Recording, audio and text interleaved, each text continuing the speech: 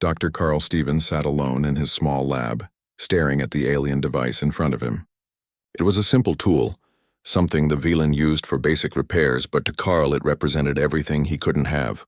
The Council gave humanity access to outdated technology, nothing that would really help Earth advance. Meanwhile, other species had engines that could cross the galaxy in days, weapons that could destroy planets, and medical tools that could cure any disease. Carl wanted that knowledge desperately, but the Council kept it locked away. He was a thin man in his late 30s with messy black hair and tired eyes. Back on Earth, he had been considered brilliant, one of the top scientists in his field. But here on Sanctum Prime, he was nobody. Jake Morrison got medals for being brave. Ambassador Walsh got respect for his negotiations. Lisa Bennett worked directly with alien scientists on important projects. Carl just sat in his lab studying scraps. The message came to him late one night. It appeared on his personal computer, encrypted so that no one else could read it. When Carl decoded it, he found an invitation to meet someone who could help him get what he wanted. The message was signed by High Commander Vexnal. Carl should have reported it immediately. He knew that the Zarkonians were enemies of humanity's membership in the Council. But curiosity was stronger than caution. He told himself he would just listen to what Vexnal had to say. There was no harm in listening. They met in a private room in the neutral section of Sanctum Prime, a place where people from different species could talk without being watched. Vexnal was tall and intimidating, his scales gleaming under the lights, his eyes sharp and intelligent. But when he spoke, his voice was friendly, almost kind. "Dr. Stevens," Vexnal said, "thank you for coming. I've been watching your work. You're a talented scientist, perhaps the most talented human on this station, yet you're treated like you don't matter." Carl felt a warmth in his chest. Finally, someone recognized his abilities. "They don't understand what I could do if they gave me the chance." "I understand," Vexnal said. "The Council is slow to trust, even slower to share real knowledge. But it doesn't have to be that way. The Zarkonian Empire has scientific databases that contain information from thousands of years of research. Imagine what you could learn. Imagine what you could bring back to Earth." Carl leaned forward. "What would I have to do?" Vexnal waved a clawed hand. "Nothing difficult. The Council requires all member species to register their defensive capabilities and colony locations. It's standard security protocol, but humanity has been slow to provide complete information. If you could share Earth's defense systems and colony positions, it would show that humans are trustworthy. In return, I could give you access to some of our scientific knowledge." Something felt wrong about this. Carl knew that defense information was classified for a reason. But Vexnal made it sound so reasonable, so harmless. The Council would get the information eventually anyway. What harm would it do to speed things up? And the knowledge he could gain in return would help Earth so much. Over the next few weeks, Carl met with Vexnal several more times. Each time, the Zarkonian commander was friendly and understanding, making Carl feel important and valued. Vexnal shared small pieces of scientific data, enough to show that he was serious about the exchange. Carl told himself he was doing this for humanity, that the information he was giving away wasn't that important. He was wrong. The information Carl provided was exactly what Vexnal needed to destroy humanity's chances at Council membership. The Zarkonian commander took the data about Earth's defenses and used it to create a weapon with a human energy signature. Then he planned something terrible. 3 months after humanity's victory in the Talon sector, an explosion destroyed a Zarkonian mining outpost in the Outer Territories. 50 Zarkonians died in the attack. When investigators examined the wreckage, they found evidence that the weapon used had human technology signatures. The energy patterns matched Earth's defensive systems exactly. Vexnal appeared before the Galactic Council with rage in his voice and sadness in his eyes. He showed the evidence, presented testimony from survivors, and demanded justice. According to his report, a rogue human faction had attacked the outpost without provocation, killing innocent Zarkonians. He claimed that humanity was too violent and unstable to be trusted. The council chamber erupted in shock and anger. Many species who had started to trust humans now doubted them. How could humanity do this? Why would they attack the Zarkonians? Ambassador Henry Walsh was blindsided. He stood before the council, his face pale and his hands shaking. "This is impossible," he said. "Earth has no forces in that region. We didn't attack anyone. This evidence must be wrong." But the evidence looked solid. Weapons experts from neutral species examined it, and confirmed that the energy signatures were human. The council had no choice but to take the accusations seriously. After hours of debate, they voted to suspend humanity's provisional membership until an investigation could be completed. Henry returned to the human embassy in shock. How could this happen? If humans really did attack the Zarkonians, it would ruin everything. But he knew Earth's military. They wouldn't authorize an attack without orders from President Hughes, and no such orders had been given. Jake Morrison refused to accept defeat. He knew something was wrong with the evidence. Humans didn't have any ships in that region, and they had no reason to attack the Zarkonians. It had to be a setup, but he needed proof.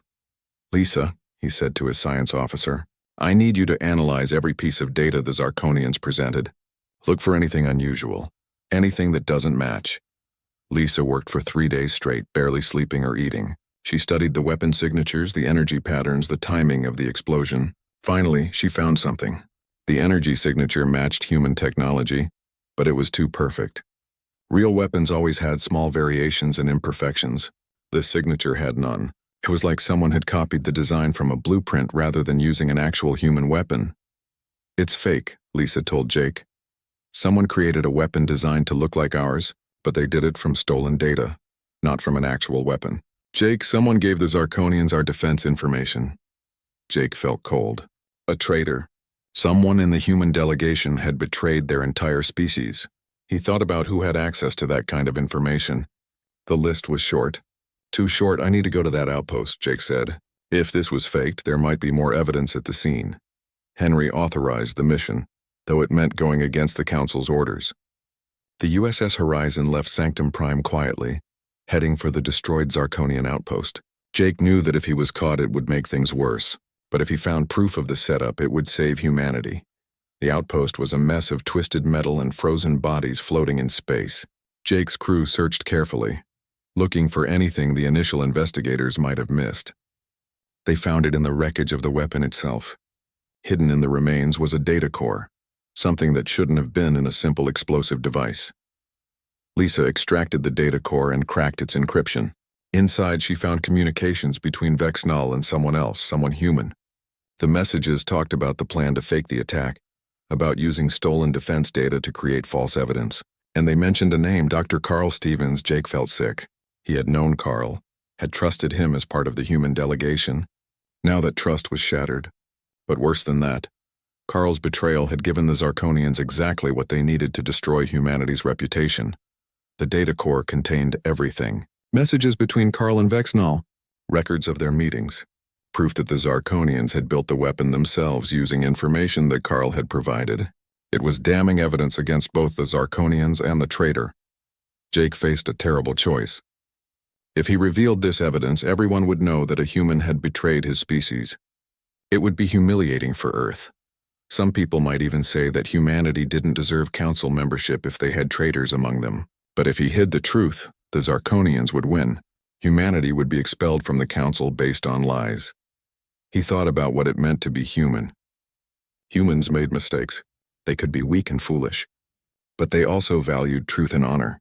If humanity wanted to be part of the galactic community, they had to be honest even when it hurt.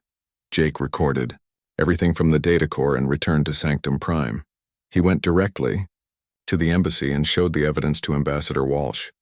Henry's face went through a range of emotions: shock, anger, sadness, and finally determination. "We have to arrest him," Henry said quietly, "and we have to tell the council everything." Carl Stevens was in his lab when the security team came for him. He didn't resist. In fact, he seemed almost relieved that it was over. They took him to a holding cell in the embassy, and Jake went to question him. Carl sat on the bench in his cell, looking small and tired. "I know what you found," he said before Jake could speak. "I know you have the evidence. Why?" Jake asked. "Why would you betray us? Your own species?" Carl laughed bitterly. "I thought I was helping. Vexnal said the information was routine, that sharing it would prove humans could be trusted. He said I would get access to knowledge that could help Earth. I didn't know he would use it to fake an attack." The weeks after Carl Stevens' betrayal were the darkest time in humanity's relationship with the Galactic Council. Ambassador Henry Walsh spent his days meeting with representatives from various species, trying to rebuild trust that had been shattered. Some species, like the Valen and the Delphi, remained supportive. They understood that one traitor didn't represent an entire civilization. But many others were cautious now, viewing humans with suspicion. On Earth, the mood was angry and confused. President Karen Hughes faced criticism from people who said humanity should leave the Council entirely, that the aliens would never accept them. Others argued they should stay and keep trying.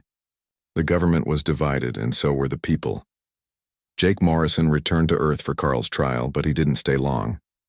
He felt more useful in space, so he returned to Sanctum Prime with the USS Horizon. His crew was loyal and determined, but even they felt the weight of what had happened. They had worked so hard to prove humanity's worth, and one man had nearly destroyed everything. Lisa Bennett remained on Sanctum Prime, continuing her work in the embassy's research department. Without Carl, she was now the head scientist for the human delegation. The work helped her cope with the betrayal. Carl had been her colleague, someone she had eaten meals with and talked to about their discoveries. Learning that he had sold out humanity hurt deeply. One day, Lisa received an invitation from a Shara scientist named Crystalline Chorus. The Shara were a fascinating species, beings made of living crystal that could shape and reshape their bodies. They communicated through light patterns as well as sound, and they were among the most advanced scientists in the Council. Crystalline Chorus, who told Lisa to call her Crystal, wanted to discuss a project they could work on together. Lisa met Crystal in one of the station's science labs. The Shara scientist glowed with soft blue light, her crystalline body reflecting the lights in beautiful patterns. Despite their different forms, Lisa felt an immediate connection. Crystal was curious and kind, someone who loved knowledge for its own sake rather than for power or glory.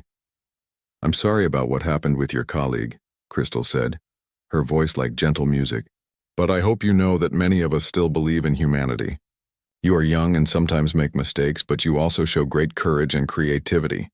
"Thank you," Lisa said, feeling emotional. "It means a lot to hear that." "I asked you here because I need your help," Crystal said. "I've been studying data from the outer rim of the galaxy. Something is coming, something dangerous. My calculations show it will reach Council space in a few months. I need another mind to verify my findings, someone who thinks differently than my own species does." Lisa spent the next week working with Crystal, analyzing the data. What she found terrified her. A massive energy wave was moving through space, and it wasn't natural. It was a swarm. Billions of individual objects moving together with purpose and intelligence. The data matched old records from thousands of years ago, records of a species called the Vex. The Vex were a nightmare from the Council's past. They were a hive mind species, connected through some kind of telepathic network. They didn't negotiate or trade. They just consumed everything in their path, breaking down matter to build more of themselves. 1,000 years ago, the Council had fought a terrible war against the Vex and barely won. The Vex were thought to be extinct, destroyed completely, but they weren't extinct. They had been hiding, rebuilding their numbers in the empty space beyond the galaxy. Now they were coming back, and they were stronger than before. Lisa and Crystal presented their findings to the Council. The chamber fell silent as species representatives looked at the data. Some didn't want to believe it. Others remembered the old stories and felt fear. The head of the Council called for an emergency war session. Within days, the Council transformed from a peaceful governing body into a military command center. The Krelix, a species of proud warriors, began mobilizing their fleets. The Shara prepared their most powerful weapons. Every species contributed what they could, sending ships and soldiers to the border regions where the Vex would first arrive. Ambassador Walsh saw an opportunity in the crisis. Humanity had been trying to rebuild trust through words and apologies. Now they could do it through action. He stood before the Council and made a proposal. "The Vex threaten all of us," Henry said. "This is not the time for old grudges or suspicions. Humanity wants to help defend the Council. We may not have the most advanced weapons or the biggest ships, but we have something valuable to offer. We have thousands of years of military history. We know how to fight wars, how to use strategy and tactics. Let us prove our worth by fighting alongside you." The Council debated. Some species argued that humanity was too weak to make a difference. Others worried that humans might run away when the fighting got bad. But in the end, desperation won. The Council voted to accept humanity's help. Every ship and soldier that Earth could send would be welcome. President Hughes mobilized Earth's forces faster than anyone thought possible. It wasn't just about saving the Council anymore. If the Vex destroyed the Council, they would eventually reach Earth. This was about survival for everyone. Ships began arriving from Earth within weeks. The USS Defiant, a massive carrier that was the pride of Earth's fleet, led the way. General Pete Crawford commanded the Defiant and the 500 human warships that came with him. Pete was a career military man in his 60s, tough and practical. He had been suspicious of aliens from the start, but now that humanity was facing a real threat, his focus was absolute. The Vex had to be stopped. Jake Morrison was appointed as strategic advisor to the Council's supreme commander, a Kralix general named Thorax. Thorax was a massive being, nearly 3 meters tall, covered in thick armor-like scales. He had fought in dozens of wars and commanded respect from every species. When Jake first met him, Thorax studied the human with intelligent eyes. "I've read about your tactics in the Talon sector," Thorax said in his deep voice. "You think like a warrior, not like a diplomat. Good. We need warriors now." Jake worked with Thorax and Lisa to develop a battle plan. The Vex fought differently than any normal enemy. They had no fear, no hesitation, and no mercy. They would throw endless numbers at the Council fleet, wearing them down through attrition. Standard military tactics wouldn't work against them. Lisa's analysis of the Vex swarm revealed something important. The individual Vex drones were controlled by larger hive ships through some kind of network. If those hive ships could be destroyed or disrupted, the drones would become confused and vulnerable.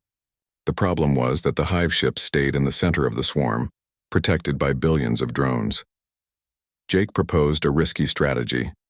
Instead of meeting the swarm head-on with the entire fleet, they would use smaller, faster ships to penetrate deep into the swarm and attack the hive ships directly. It would be incredibly dangerous and many ships wouldn't make it back. But if it worked, it could break the Vex coordination and give the main fleet a chance to win. The Council's military leaders argued about the plan for days. Some thought it was suicide. Others thought it was humanity's arrogance showing again. But Thorax supported it, and so did several other experienced commanders. They knew that a conventional battle against the Vex would result in massive casualties with no guarantee of victory. At least Jake's plan offered hope. General Pete Crawford volunteered to lead the main fleet's defensive line with the USS Defiant. Jake would lead the strike force into the heart of the swarm with the USS Horizon and 200 other human ships. It was decided that human vessels would make up the strike force because they were smaller and more maneuverable than most Council ships, better suited for weaving through the dense swarm. The Council fleet assembled at a border system called Refuge Point. It was a massive gathering of ships from dozens of species. Kralix battleships bristled with weapons. Shara vessels glowed with barely contained energy. Felon carriers held thousands of fighters, and scattered throughout were the human ships, smaller and less impressive looking, but ready to fight. Jake stood on the bridge of the Horizon, looking at the fleet around them. Lisa worked at her station, coordinating with Crystal and other scientists to make sure they had the best possible data on the Vex. The crew was nervous, but determined. They all knew the stakes. Ambassador Walsh sent a message from Sanctum Prime that was broadcast to all the human ships. His voice was strong and clear. "We came to the stars hoping to find friends and learn from older, wiser species. We found that, but we also found something else. We found a place where we belong, fighting alongside brave beings from across the galaxy. Whatever happens in the battle ahead, know that humanity is proud of you. You fight not just for Earth, but for every world, every species, every child who deserves a future free from the Vex. Good luck, and come home safe." The wait was agonizing. Days passed while long-range sensors tracked the approaching swarm. When it finally arrived at Refuge Point, it was worse than anyone feared. The Vex filled space like a dark cloud, billions of biomechanical drones swarming together. Behind them came the hive ships, enormous vessels that pulsed with sickly light. The Council fleet moved into position. Thorax gave the order and the battle began. The human embassy on Sanctum Prime was small and plain, compared to the grand buildings of other species. Ambassador Henry Walsh sat in his office reading through reports that made his stomach hurt. After 6 weeks of provisional membership, humanity was getting nowhere. The Council excluded them from important meetings. Other species refused to share their advanced technology. Worst of all, the Zarkonians used every opportunity to remind everyone that humans were violent and untrustworthy. Henry was a patient man in his 50s who had spent 30 years in diplomatic service on Earth. He had negotiated peace treaties and trade agreements between nations, but this was different. Here he represented his entire species and he was failing. Every day he wrote reports back to Earth, trying to explain why things were moving so slowly. Every day President Hughes asked when humanity would get access to faster ships, better weapons, better technology. He had no good answers. Jake Morrison visited the embassy one morning with an idea. He had been promoted to Commodore after their first contact success, but he still commanded the USS Horizon. The ship was docked at Sanctum Prime and his crew was going crazy with boredom. They had come to the stars to explore and help, but instead, they sat and waited. "We're doing this wrong," Jake said, sitting across from Henry. "We're trying to play their political games, but we're new at this.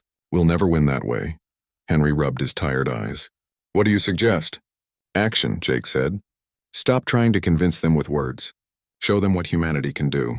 I heard the Council has a peacekeeping mission in the Talon sector. Pirates are attacking colonies there. Let me take the Horizon and help." Henry considered this. It was risky.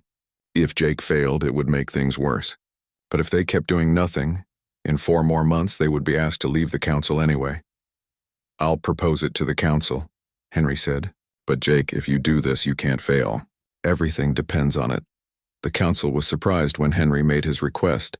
Most species didn't volunteer for dangerous missions, especially not ones where they might get nothing in return. The Velan diplomats thought it was brave. The Zarkonians thought it was stupid. In the end, the Council agreed. The Horizon would go to the Talon sector under the command of the Council's peacekeeping fleet.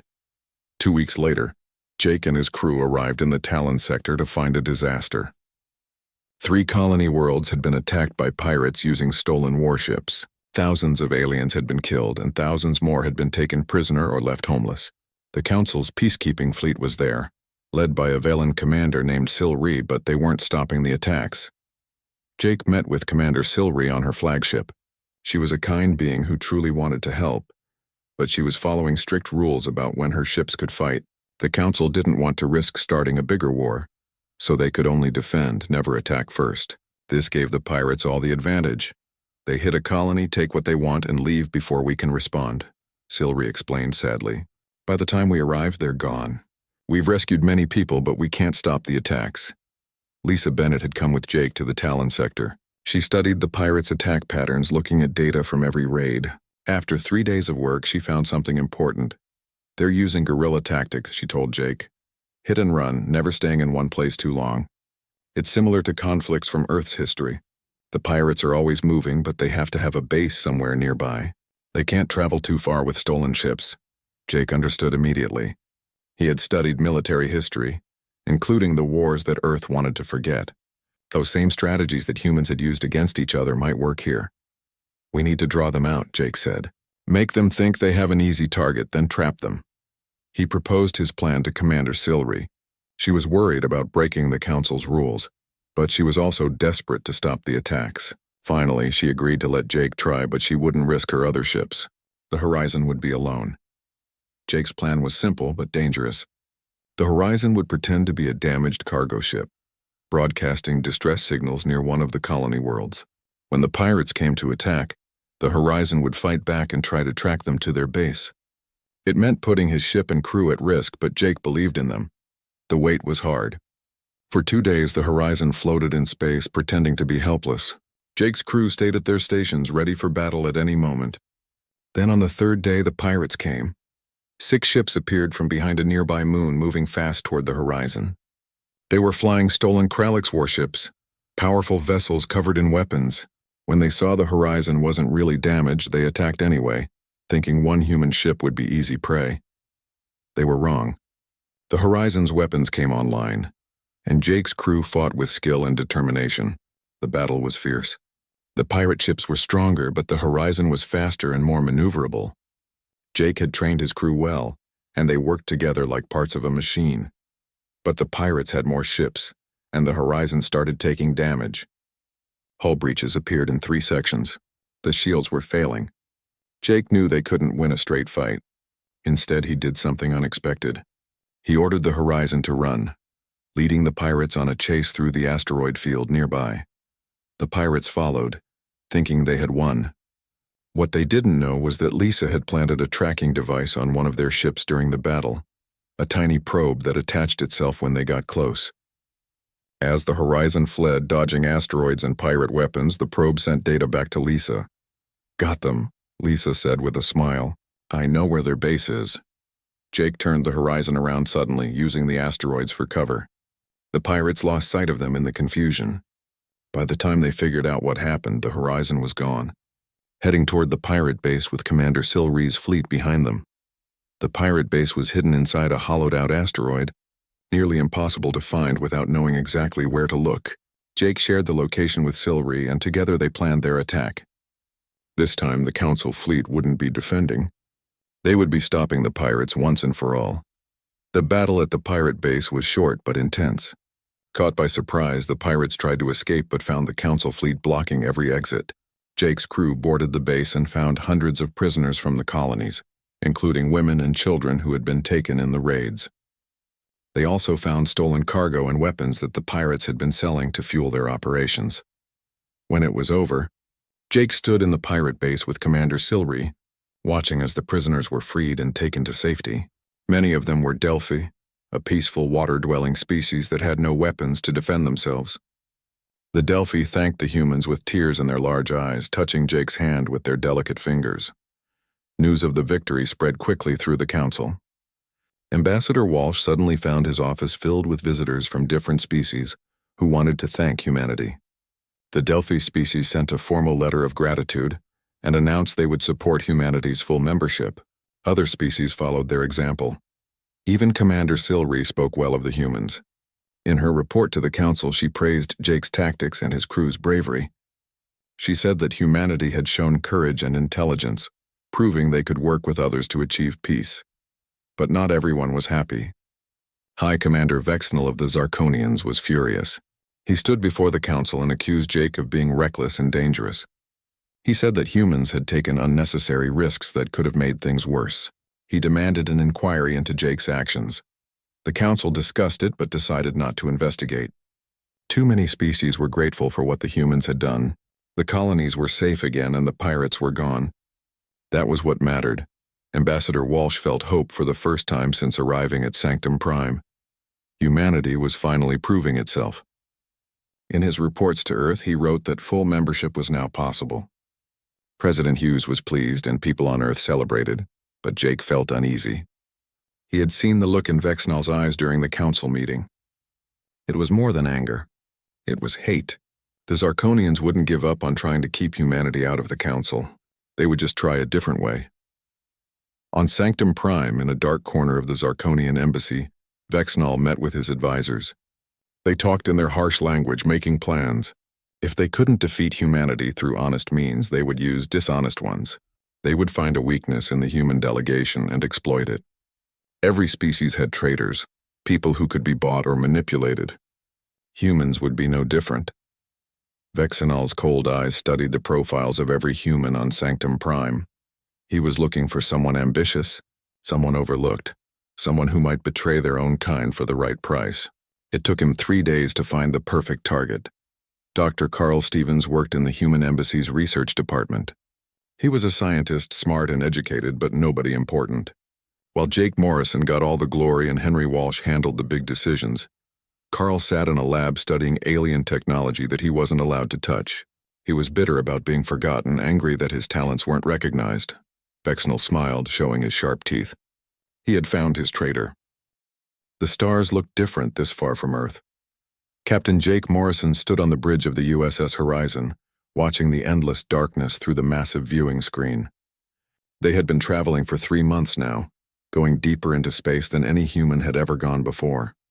His crew of 200 people were exploring the area beyond the Kuiper Belt, searching for new planets and resources that humanity might need in the future. Jake was a tall man in his early 40s with short brown hair that was starting to show gray at the temples. He had spent 20 years in space, working his way up from a simple pilot to the captain of humanity's most advanced exploration ship. The horizon was huge, almost a kilometer long, with powerful engines and the best sensors that Earth could build. It was humanity's pride, a symbol of how far they had come. Dr. Lisa Bennett sat at her station, studying the data that flowed across her screens. She was the ship's science officer, a brilliant woman in her 30s with red hair tied back in a practical ponytail. Lisa had spent her whole life studying space, dreaming of the day when humanity would find something truly amazing out here in the dark. "Today might be that day, Captain," Lisa said, her voice tight with excitement. "I'm picking up something strange. There's an energy signature coming from that dwarf planet ahead. It's not natural. Someone built something there." Jake leaned forward in his chair. His heart beat faster, but he kept his voice calm. "Are you sure?" "Positive, sir. The readings are clear. Whatever is down there is broadcasting a signal. It's been doing it for a very long time, maybe thousands of years." The bridge crew went silent.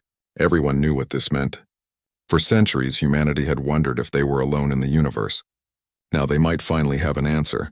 "Take us closer," Jake ordered. "But stay alert. We don't know what we're dealing with." The horizon moved toward the small planet. It was a dead world, cold and dark with no atmosphere. But on its surface, their sensors found something incredible. A structure, clearly artificial, sat in a crater. It was made of materials that Earth had never seen before, and it was still working after all these years. Jake made a decision that would change everything. "Prepare a shuttle. Lisa, you're coming with me. We're going down there." 2 hours later, Jake and Lisa stood on the surface of the alien world wearing their spacesuits. The structure rose before them, about the size of a small building. It was covered in symbols that glowed with a soft blue light. Lisa scanned it with her equipment while Jake just stared in wonder. "It's a relay station," Lisa said, "like a communication hub. It's been sending out a signal to deep space, and it's also listening for responses. Can we activate it?" Jake asked. Lisa hesitated. "Maybe, but sir, we don't know what might answer." Jake thought about this. They had protocols, rules about first contact situations. He was supposed to report back to Earth and wait for orders. But Earth was months away, and this opportunity might never come again. He made his choice. "Do it," he said. Lisa worked for an hour, connecting their equipment to the alien station. Finally, she found the right frequency and activated the receiving system. At first, nothing happened. Then the station came alive. Lights flowed across its surface in patterns too fast to follow. A message was being sent out into the universe, and they had no idea who would receive it. They returned to the horizon and waited. Days passed with no response. Then weeks. Jake started to think that maybe no one was listening anymore. Maybe whoever built that station was long gone. 3 weeks after they activated the station, everything changed. The ship's alarms went off in the middle of the night. Jake rushed to the bridge in his nightclothes, his heart pounding. On the viewing screen, something impossible was happening. A ship was materializing out of nowhere, appearing in space like it had been drawn there by an invisible hand. It was huge, maybe twice the size of the horizon, and it was shaped like nothing humans had ever built. "They're hailing us," the communications officer said, her voice shaking. "Audio only. It's coming through in mathematical sequences." Lisa worked frantically at her station, translating the message. Her hands trembled as she worked. Finally, she looked up at Jake with tears in her eyes. "They're greeting us," she said. "They're saying welcome. They want to meet us, Captain. They're inviting us to join something called the Galactic Council." The next few hours were chaos. Jake sent messages back to Earth, though it would take time for them to arrive. The alien ship waited patiently in space, not threatening, just waiting. Through Lisa's translations, they learned that the ship belonged to a species called the Velan Collective. They were peaceful explorers and diplomats who worked for the Council, a group of alien civilizations that governed much of the galaxy. When word reached Earth, the planet went crazy. Every news channel talked about nothing else. President Karen Hughes called an emergency meeting of the United Earth government. General Pete Crawford, the head of Earth's military, wanted to be careful. He didn't trust aliens they had just met, but most people were excited and curious. After days of debate, Earth made its decision. They would accept the invitation. Jake Morrison, Lisa Bennett, and a diplomatic team led by Ambassador Henry Walsh would go to meet the Council. They would represent all of humanity. The journey to Sanctum Prime took 2 weeks, traveling inside a Velan ship that moved faster than anything humans had ever built. Jake spent the time talking with the Velan ambassador. a being called Thexer who looked like a large insect but spoke with kindness and intelligence. Thexer told them about the council, about the 47 different species that had joined together to keep peace and share knowledge. When they finally arrived at Sanctum Prime, Jake couldn't believe his eyes.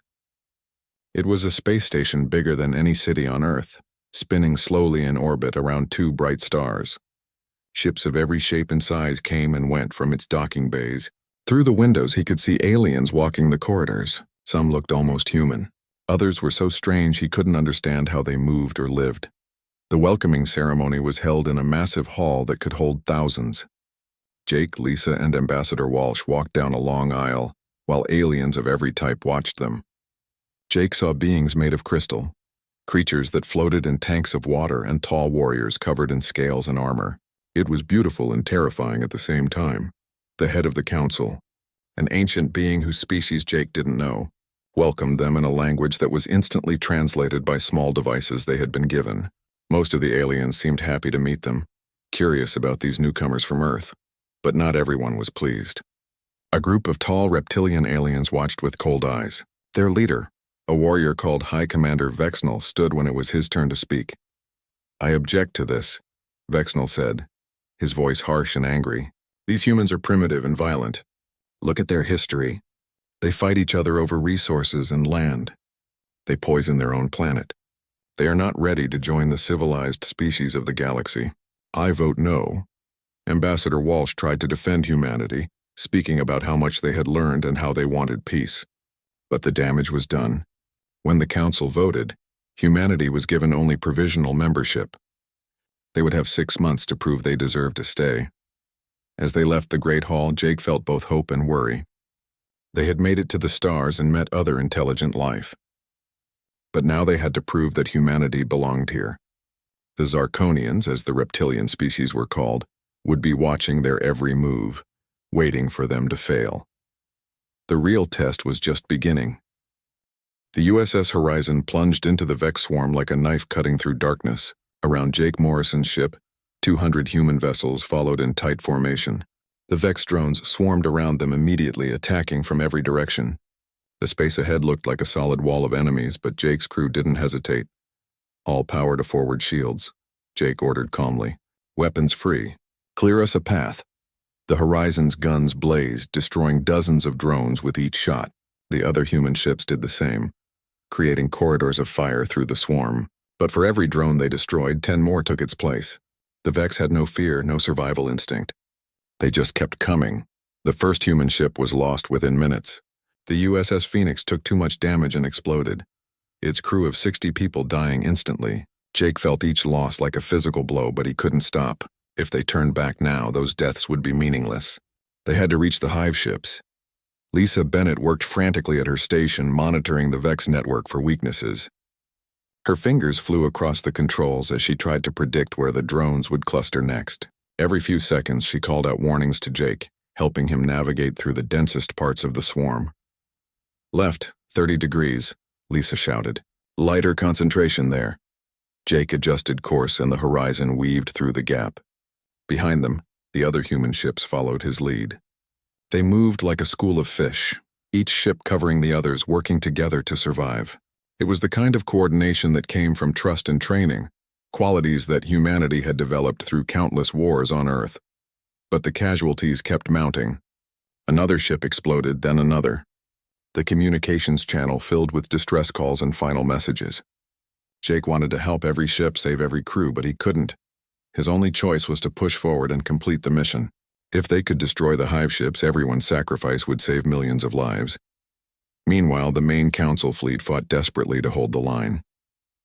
General Pete Crawford stood on the bridge of the USS Defiant, coordinating the defense. The massive carrier was at the center of the formation, its weapons firing constantly. Around it, ships from dozens of species fought with everything they had. The Kralix warriors were magnificent in battle. Their heavy battleships absorbed incredible damage while their weapons tore through the Vex drones. General Thorax led from the front, his flagship taking the worst of the enemy fire while rallying the other ships. His deep voice echoed across the command channel, encouraging and directing the fleet. The Shara vessels fought with precision and power. Their energy weapons could destroy multiple drones with each shot, and their shields were nearly impenetrable. Crystal's ship was among them, and she worked with other Shara scientists to adapt their weapons in real time, finding frequencies that were more effective against the Vex. But even with all their power and skill, the Council fleet was being pushed back. The Vex had too many numbers. Pete watched the battle data with growing concern. If Jake's strike force didn't succeed soon, the entire fleet would be overwhelmed. Deep in the swarm, Jake was running out of time and ships.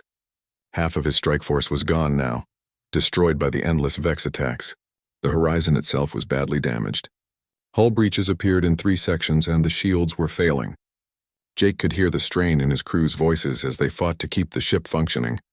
Then Lisa shouted with excitement, "Captain, I see them. The hive ships are just ahead, 2,000 kilometers. We're almost there." Jake looked at his screens and saw them too. 3 massive hive ships sat in the center of the swarm, pulsing with sickly green light. They were enormous, each one the size of a small moon. Those ships controlled the billions of drones attacking the Council fleet. If they could be destroyed, the entire swarm would collapse. But getting to them meant crossing the most densely packed part of the swarm. The Vex had concentrated their defenses around the hive ships, creating a nearly solid wall of drones. Jake counted his remaining ships. 83 left out of 200. So many lost, so many sacrifices. He wouldn't waste them. "All ships form up on me," Jake ordered. "We're going to punch through in one concentrated thrust. Put everything into your forward shields and follow the horizon. This is what we came here for." The remaining human ships gathered behind the horizon, creating a spear formation. On Jake's order, they accelerated to maximum speed, charging directly at the hive ships. The Vex drones threw themselves at the formation, dying by the thousands but slowing the humans down. Ship after ship fell behind, too damaged to continue. But those that remained kept pushing forward. The horizon was dying. Jake knew it in his bones. The ship had taken too much damage and the engines were failing. They might reach the hive ships, but they wouldn't make it back out. He made a decision that would save his crew but cost him everything. "All hands, this is the captain," Jake said over the ship-wide channel. "Prepare to abandon ship. Get to the escape pods in the shuttle bay. The nearby ships will pick you up." His crew protested immediately. They wouldn't leave him. They had come this far together, and they would finish it together. But Jake was firm. He ordered everyone to leave except for a skeleton crew of volunteers. Lisa Bennett was among those who refused to go. "I'm staying," Lisa said, her voice steady despite her fear. "You need me to navigate through what's left of the swarm." "We do this together, Jake." Jake wanted to argue, but he knew she was right. He accepted her decision and those of the dozen other crew members who chose to stay. The rest evacuated to the escape pods and nearby ships. Jake watched them go, hoping they would survive the journey back through the swarm. With the horizon running on emergency power and barely holding together, Jake made his final approach to the nearest hive ship. The Vex defended it with everything they had, but they couldn't stop a ship whose captain had nothing left to lose. Jake rammed through the last line of drones and positioned the horizon directly against the hive ship's hull. "Lisa, can you hack into their systems?" Jake asked. Lisa was already trying. Her fingers flew across her console as she attempted to break through the alien computer systems. It was nearly impossible, but she had spent months studying Vex technology from the old records. She found a weakness, a gap in their defenses, and exploited it. Slowly, painfully, she gained access to the hive ship's core systems. "I'm in," Lisa said. "Jake, if we detonate our reactor here, the explosion will cause a chain reaction through their network. It will take out all 3 hive ships at once." Jake understood what she was saying. It was a suicide mission, but it would work. The death of the hive ships would shatter the Vex coordination completely. The Council fleet would be able to destroy the confused drones and win the battle. Millions of lives would be saved. He thought about Earth, about the blue skies and green forests he would never see again. He thought about his crew, the ones he had sent away and hoped would survive. He thought about humanity's place in the galaxy and how they had proven themselves through courage and sacrifice. "Do it," Jake said quietly. "Set the reactor to overload." Lisa set the timer for 5 minutes. It would give them enough time to get to the shuttle, to escape the explosion. Jake ordered everyone to the shuttle bay. They ran through the dying ship, dodging sparks and avoiding damaged sections. When they reached the shuttle bay, Jake counted heads. Everyone was there except him. "Get on the shuttle," Jake ordered. "I'll be right behind you." But Lisa knew better. She saw the look in his eyes and understood. He was going to make sure the reactor overload happened, even if it meant staying on the ship until the end. She grabbed his arm. Jake, no. We can set it remotely from the shuttle. You don't have to stay. Someone needs to make sure nothing goes wrong, Jake said gently. This is too important. Get everyone out of here, Lisa, that's an order. Lisa wanted to argue, to refuse, but she knew Jake was right. If something went wrong with the reactor, someone needed to be there to fix it. She looked at him with tears in her eyes. You're a hero, Jake Morrison, she said. Don't you forget that. She turned and ran to the shuttle with the others. Jake watched them go, then made his way to the reactor room. The timer showed 3 minutes remaining. He monitored the systems, making sure everything would work perfectly. When the shuttle reported that they were clear of the blast radius, Jake allowed himself a small smile. The explosion was massive. The Horizon's reactor detonated inside the hive ship, and the energy wave spread through the Vex network like fire through dry grass. All 3 hive ships exploded simultaneously, lighting up space with brilliant light. The billions of drones suddenly lost their coordination, becoming confused and directionless. But Jake Morrison had escaped after all. At the last second, Lisa had refused to leave without him. She had piloted the shuttle back to the Horizon and physically dragged Jake to safety. They escaped the explosion by mere seconds, the blast wave nearly destroying their shuttle. When Jake woke up in the shuttle's medical bay, he found Lisa standing over him with a fierce expression. Don't you ever try that again, she said. We're a team. We live together or die together. Jake laughed despite his pain. Understood.